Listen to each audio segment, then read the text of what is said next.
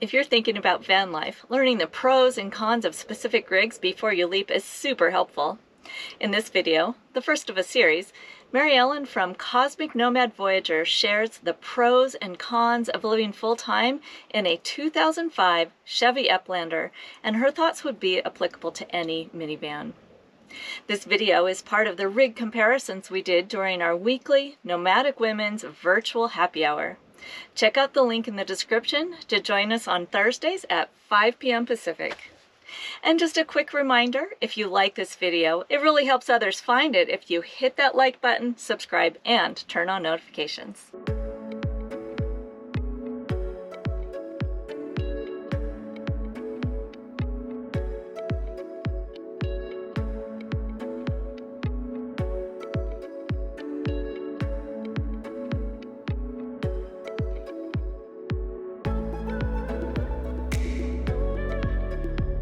I'm Mary Ellen Talacia. I have been full-time in my van going on 6 years this June. I do have a blog. I'm cosmicnomadvoyager.com is my blog, and also on Facebook. I have a Facebook page. I've written a couple of books, Wild Women on the Road, A Woman's Guide to Nomadic Freedom in the Modern Age, and that's on Amazon. And I wrote a couple of other books. One is humor. Another one was kind of my healing journey on the road. I'm in a minivan. It's a 2005 Chevy Uplander. I bought it in 2016 and had one owner and kind of low mileage, like 60,000 miles. Really, a lot of this was colored by my financial situation. So I think, when we're making these decisions, it's resources that we have that helps us make that decision as to, what kind of vehicle we're going to have. So I'm on Social Security disability. So that kind of shaped how I chose a vehicle. I am very happy with the minivan. I have no complaints. I went through a dealership. It was about 8,000, and I had a car payment, and that was over a couple of years ago. So now I'm free and clear. I was looking for a class C to start with. And then I kind of moved into looking for a cargo van, but I couldn't find anything in my price range, or there was nothing in the area where I lived. So I ended up looking for minivans. The space that I have is a 4x8 space. I've done a no build, so there's nothing built into the interior of the van. There was no stow and go seats, so I just took the seats out and eventually sold the seats. I did have a platform bed in it and a wooden shelf to begin with, and I took that out. It was too heavy. It made the bed too high. Now I have just a piece of plywood over, like, under bed bins, and that's my bed, and a nice big tall memory foam mattress that makes it really comfortable. The floor is just a piece of plywood over the original rug that was in the van, and I just throw rugs over the floor, and that's about it. It's pretty simple. I have a lot of bins and baskets and things like that. I have a pantry in the back. Pros of the minivan. So I think one of the obvious pros is that it is great gas mileage. I get like 18 to 20 miles per gallon. It's easy to drive, it's easy to park, and it's easy to maneuver. It's great for stealth camping. I don't put any stickers, or there's nothing on it that identifies it as a nomad van. So it's great if I need to stealth camp.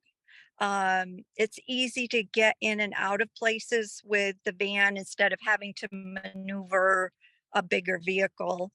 There's low maintenance on the body itself. I don't have to seal leaks.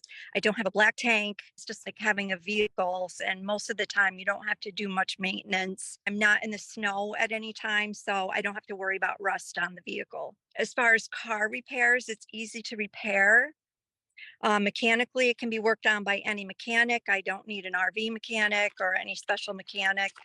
It's the usual car parts. It's a 2005 Chevy Uplander, so it's not hard to find parts if something does go wrong. I've done some major repairs, but no more than most cars at the age that my car is at. I do the brakes every year. I keep good tires on it. Having a small space means I have less maintenance to do. There's less cleaning, less organizing. It's easy to maintain. So I have more time to do the things that I want to do. The small space kind of forces the practice of minimalism. And I did have to kind of get on a learning curve with that, but I love it. It's definitely part of my values and philosophy of life anyway, but it gives me freedom from having to maintain a lot of stuff, which I really love that. It has forced me to become a conscious consumer because I can't have a lot of stuff in this van. I don't keep another storage. I don't have storage outside of the van. I don't have anything on top of the van or any bins, racks on the back of the van. So I have to be really conscious about what I consume and what I bring into the van. I have freedom to move quickly if I need to, if I get into an uncomfortable situation. There's not a lot that I have to do to move out of an area. And I also can move around a lot and travel a lot without putting a lot of time and energy into breaking down camp and setting down camp. And I used to have more outside of the camp, like I used to have a clam shelter. I got rid of that. So it's easier to move around. So those are the pros that I could think of. And for me, there's more pros than cons. The cons of the minivan, you can't stand up in it. That's the biggest issue, I think, for a lot of people in a small vehicle like this. You can't stand up. You have to be a little bit nimble. I did a lot of yoga when I was younger. I think maybe that helps me because you're doing everything in a really small, cramped space where you can't stand up. You're dressing, toileting, cleaning, hygiene, all of that is done in a really small space. You have to be just super organized, put everything away as soon as you're done with it. And I still lose stuff all the time. Space is always an issue in a small vehicle like this. So especially for a full timer, and like I said, I don't have any extra storage. So space dictates what you can purchase and what you can bring into your van and how you meet your needs. It's definitely doable. I love what I do. I love my life. I'm very comfortable, but it does make you really think about what you bring into the van. Do I have enough room? I want another table. Do I have enough room when I travel to store that table? Where am I going to put it? Like, it really makes you think about where you're going to put everything. There's less space for essentials. So food, water, especially water means you have to go off the campsite more to restock. I carry 7 gallons of water for one person, but that's cooking, cleaning, hygiene. I don't have a big tank that I get to draw off of, so I have to restock that pretty frequently. I cook outside. There isn't a lot of room in a little van like this to cook, and I do like to cook, but I'm not cooking a turkey dinner in here. I could make my coffee. If it's really windy, I could do some soup in here. I have a little 1 burner butane stove, but otherwise my kitchen is outside. So the weather dictates some of what I'm going to be cooking.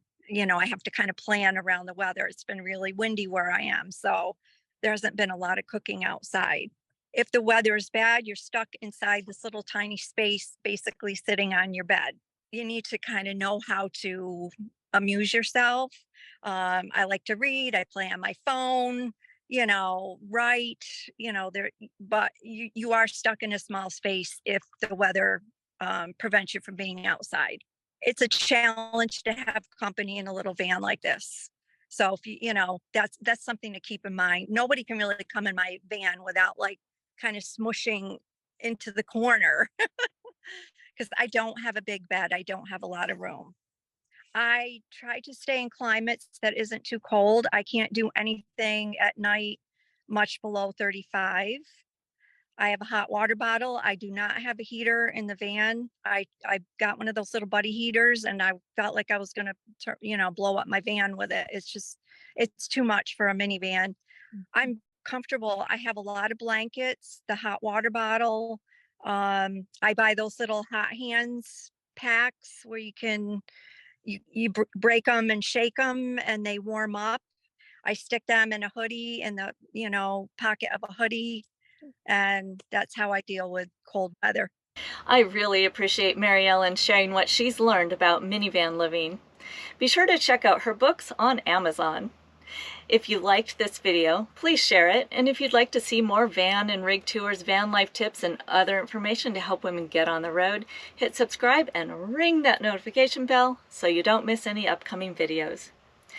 And if you're a woman who would like to join in deeper conversation, join our Facebook group, Gal Adventurers, where I organize our weekly Nomadic Women's virtual happy hour every Thursday at 5 p.m. Pacific. This is Joni with the Galavan. Enjoy your journey.